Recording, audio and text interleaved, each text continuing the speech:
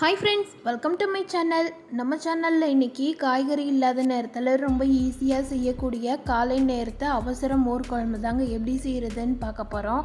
என்னடா அது அவசரமாக செய்கிறமே, குழம்பு எப்படி இருக்குன்னு நினைக்க வேண்டாம். ரொம்பவே அட்டகாசமாக இருக்குங்க. சாப்பிட்றதுக்கு இன்னுமே வேணும்னு கேட்டு வாங்கி சாப்பிடுவாங்க. ரொம்ப டேஸ்ட்டாக இருக்கும் அண்ட் ஈஸியாக செய்திடலாம். காய்கறி இல்லைன்னா கூட ஒரு பேக்கெட் தயிர் இருந்தால் போதுங்க, சட்டுன்னு செய்து முடிச்சிடலாம். வாங்க அந்த டேஸ்ட்டான மோர் குழம்பு எப்படி செய்கிறதுன்னு பார்க்கலாம்.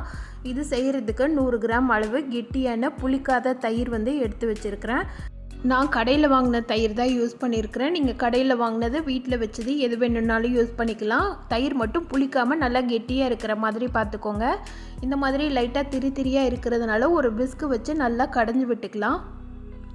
இந்த மாதிரி செய்யும்போது தயிர் நல்லா ஸ்மூத்தாக க்ரீமி கன்சிஸ்டன்சியில் வந்துடும். அந்த மாதிரி இருக்கும்போது நம்ம குழம்பும் பார்த்திங்கன்னா திரியாக இருக்காமல் நல்லா ஸ்மூத்தாக இருக்கும்.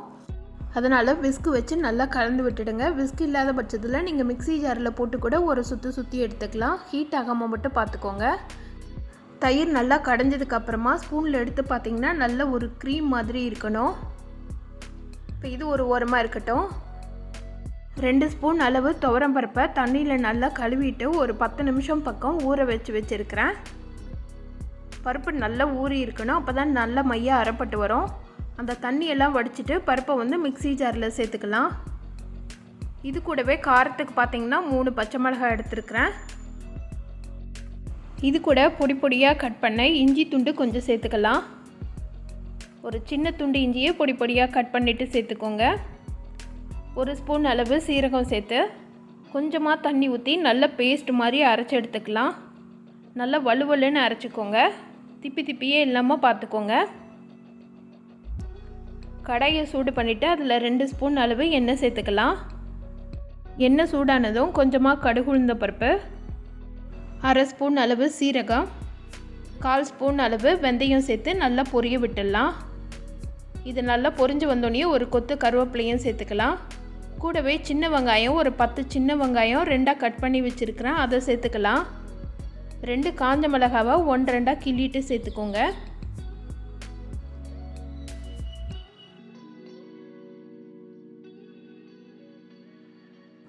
இது எல்லாத்தையும் சேர்த்துட்டு வெங்காயம் நல்லா கண்ணாடி பதம் வர வரைக்கும் வதக்கி விட்டுடலாம்.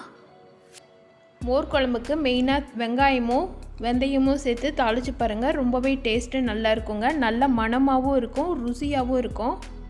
அதுவும் சின்ன வெங்காயம் சேர்த்து செய்யும்போது நல்லா டேஸ்ட்டாக இருக்கும். முடிஞ்ச வரைக்கும் சின்ன வெங்காயம் சேர்த்து செய்து பாருங்கள். வெங்காயம் ஓரளவுக்கு நல்லா கண்ணாடி பதம் வர வரைக்கும் வதக்கிட்டு நம்ம அரைச்சி வச்சுருக்கிற பேஸ்ட்டை சேர்த்துக்கலாம். மிக்ஸி ஜாரில் ஒரு 2 டம்ளர் அளவு தண்ணி சேர்த்துருக்குறேன். அதை நல்லா கலந்து விட்டுட்டு அந்த தண்ணியை இது கூட சேர்த்துக்கலாம். இது கூடவே ஒரு 1/4 ஸ்பூன் அளவு மஞ்சத்தூள் சேர்த்துக்கோங்க. சேர்த்துட்டு எல்லாத்தையும் நல்லா கலந்து விட்டுடலாம். நம்ம துவரம்பருப்பு சீரகம் எல்லாமே பச்சையாக போட்டிருக்கிறதுனால அதை நல்லா பச்சை வாசனை போயிட்டு கொதித்து வரணும்.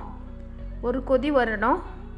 ஹை ஃப்ளேமில் வச்சு ஒரு 2 நிமிஷம் விட்டிங்கன்னா போதும், நல்லா கொதித்து வந்துடும்.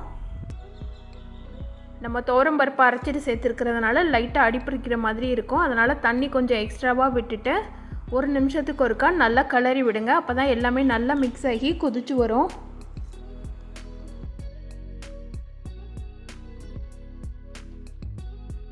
இப்போ பருப்பு சீரகம் எல்லாமே நல்லா கொதிச்சுட்டு நல்ல மணமாக இருக்குது. இந்த டைமில் அடுப்பை லோ ஃப்ளேமில் வச்சுருங்க. நம்ம கரைச்சி வச்சுருக்கிற தயிரை சேர்த்துக்கலாம். தயிர் சேர்த்துட்டு கூடவே 1 டம்ளர் அளவு தண்ணியும் சேர்த்துக்கலாம். மோர் குழம்பு கொஞ்சமாக தண்ணியாக இருந்தால் தான் நல்லாயிருக்கும். அதனால் கொஞ்சமாக தண்ணி ஆட் பண்ணி சேர்த்துட்டு எல்லாத்தையும் நல்லா கலந்து விட்டுடுங்க. கலந்து விட்டுட்டு ரொம்ப நேரம் வைக்கக்கூடாது. ஜஸ்ட்டு ஒரு நிமிஷம் மட்டும் ஹை ஃப்ளேமில் வச்சிங்கன்னா லைட்டாக லம்ஸாக வர ஆரம்பிக்கும். ஒரு கொதி வர்ற மாதிரி இருக்கும். அந்த டைமில் ஸ்டவ் ஆஃப் பண்ணிடணும். ரொம்ப நேரம் விட்டிங்கன்னா நம்ம தயிர் சேர்த்துருக்கிறதுனால லைட்டாக ஒரு சில நேரம் திரியாக போயிடும். அதனால் ரொம்ப நேரம் கொதிக்க விடக்கூடாது. உடனே ஸ்டவ் ஆஃப் பண்ணிடுங்க. இறக்குறதுக்கு முன்னாடி குழம்புக்கு தேவையான அளவு உப்பு சேர்த்துக்கலாம். பொடியாக கட் பண்ண கொத்தமல்லி தழை தூவிட்டு நல்லா கலரி விட்டுட்டு இறக்கிட்டிங்கன்னா சூப்பரான டேஸ்ட்டில் இன்ஸ்டண்ட்டாக செய்யக்கூடிய ஒரு குழம்பு ரெசிபி ரெடி ஆயிடுச்சுங்க. காலையில் எழுந்திரிச்சு கடகடன்னு செய்கிறதுக்கு சட்டுன்னு இந்த மாதிரி செய்யக்கூடிய ஈஸியான மோர் குழம்பு ரெசிப்பியை கண்டிப்பாக செய்து பாருங்கள். இதுக்கு சைடிஷாக வெறுமனே உருளைக்கிழங்கோ இல்லை வாழைக்காய் பொரியலோ செய்து வச்சு சாப்பிட்டோன்னா கூட அவ்வளோ அருமையாக இருக்கும். இதே மாதிரி மெத்தடில் நீங்களும் இந்த மோர் குழம்பு செய்து பாருங்கள். செய்து பார்த்துட்டு எப்படி இருந்துச்சுன்னு சொல்லிவிட்டு கமெண்ட் பண்ணுங்கள். இந்த வீடியோ பிடிச்சிருந்ததுன்னா இந்த வீடியோவுக்கு லைக் பண்ணி சேனலை சப்ஸ்கிரைப் பண்ணிவிடுங்க. Thank you friends.